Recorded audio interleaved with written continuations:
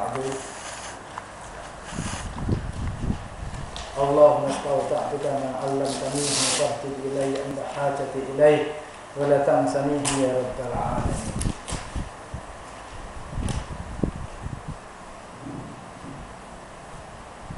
Puncak utama lahirnya tamak haluba. Hikmah yang ke-61.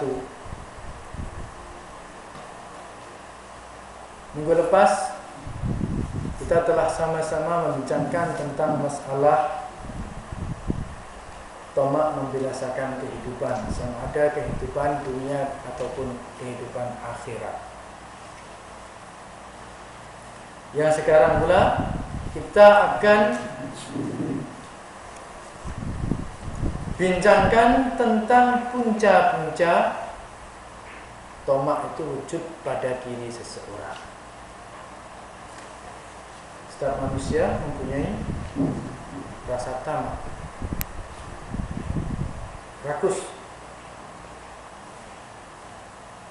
Berangan-angan adalah salah satu punca utama berlakunya tamak haluba. Angan-angan. Andai kata aku jadi orang kaya, andai kata aku jadi orang berpangkat, katalah aku jadi Perdana Menteri, katalah aku jadi angan-angan. Berkaitan dengan angan-angan nih, saya teringat satu pepatah bahasa Arab tentang masalah ilmu, antara ilmu dan angan-angan. Lau kana nurul ilmi yudraka bil muna. Nah, ini jangan kalau punya anak dikasih nama Muna ya. Muna. Ini banyak. Muna, main Muna boleh. Muna dekat Gilang tu. Tapi apa itu? Cabak Tosi Muna. Dah ada. Mana bagi dia? Berhenti. Dia berangan lah itu. Kata pepatah Arab, andai kata ilmu ini, cahaya ilmu itu dapat diperolehi dengan hanya berkhayal, berangan-angan. Andai kata aku jadi orang alim lah, andai kata aku jadi profesor lah, andai kata aku jadi dokter lah, andai kan. Tapi duduk berpangku tangan, berpeluk tubuh, tak ada usaha, tak belajar, tak sekolah, hanya berangan. Tuh, pepatah.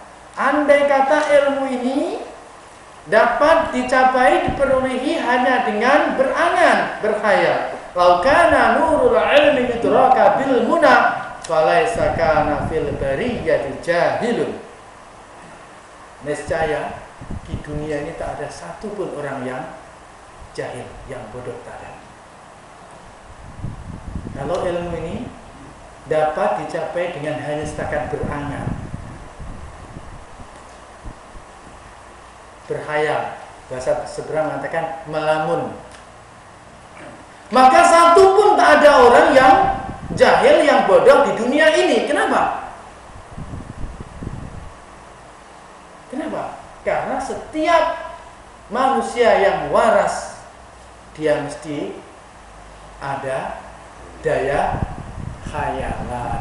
Siapa yang tak dapat melamun, siapa yang tak dapat mengkhayal, siapa yang tak dapat berangan. Semua orang dapat berangan, semua orang dapat berkhayal. Nah, kan kata Syekh Ibnu Athaillah, sesungguhnya berangan-angan adalah salah satu punca berlakunya tamak haluba.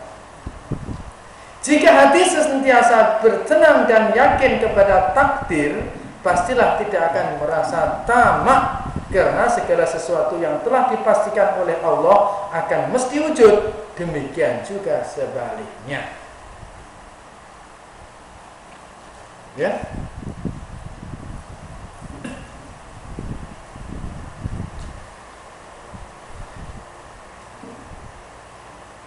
Jika hati bertenang dan yakin kepada takdir, pastilah tidak akan merasa tamak.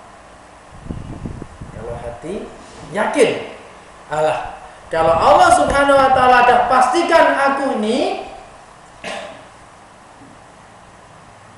rezeki yang ada pada aku ini, Allah dah pastikan dah suka sekian, yang penting aku berusaha setakat menjunjung tinggi perintah. Aku bukan berusaha untuk memastikan kejayaan, tapi aku berusaha sekuat-kuatnya hanya semata-mata menjunjung tinggi perintah. Allah memang menyuruh kita, Allah memerintahkan kita untuk berikhtiar. Jadi kalau kita berusaha, ya, kalau tuan-tuan bekerja, kalau Anda belajar, jangan sampai sekali-sekali di dalam hati kita ini tersirat, aku pasti. Jangan. Itu namanya Anda telah melakukan sesuatu kerja Tuhan. Anda telah melakukan kerja Tuhan. Kerja Tuhan apa? Memastikan, mentakdirkan. Kita hanya berusaha. Al-insanu bit-tafkir wallahu bit-tadbir. Manusia hanya merancang sesuatu, memikirkan sesuatu, mengusahakan sesuatu, tetapi segala keputusan, pentadbiran, pengurusan, kepastian itu adalah di tangan Allah Subhanahu wa ta'ala. Ini Tuhan. Kalau kita dapat berbuat demikian, baru hati kita rasa tenang. Berkenaan dengan perkara ini, Syekh Imam Ibnu Athaillah As-Sakandari telah menggambarkan, bahkan juga memberikan nasihat kepada kita agar berwaspada daripadanya, yaitu dari tamak haluba. Beliau berkata, ma qadaka syai'un mislul waham, ma qadaka syai'un mislul waham.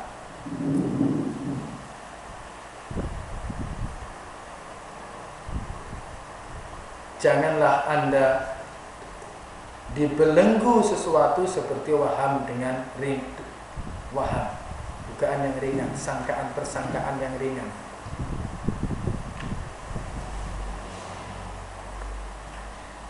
Bahwasanya sebab adanya tamak pada manusia ialah waham, yakni sangka-sangka yang ringan, khayalan dan perkiraan yang pada hakikatnya tidak ada.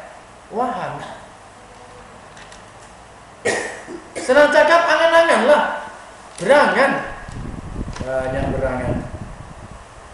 Tamak pada manusia berarti patuhnya manusia kepada waham-waham yang batil, disebabkan hati kita mendengarkan sangka yang bohong, padahal kita digalakkan oleh agama supaya menggantungkan keinginan kita kepada Allah. Kepada Dialah kita menyerah dan kepada Dialah kita yakin dan percaya. Tetapi kebanyakan diri manusia lebih berat tunduknya kepada waham daripada akalnya sendiri. Ya, tadilah senang cakap, paham di sini adalah khayalan yang sama sekali tidak ada kepastian. Yang memastikan adalah Allah Subhanahu wa ta'ala.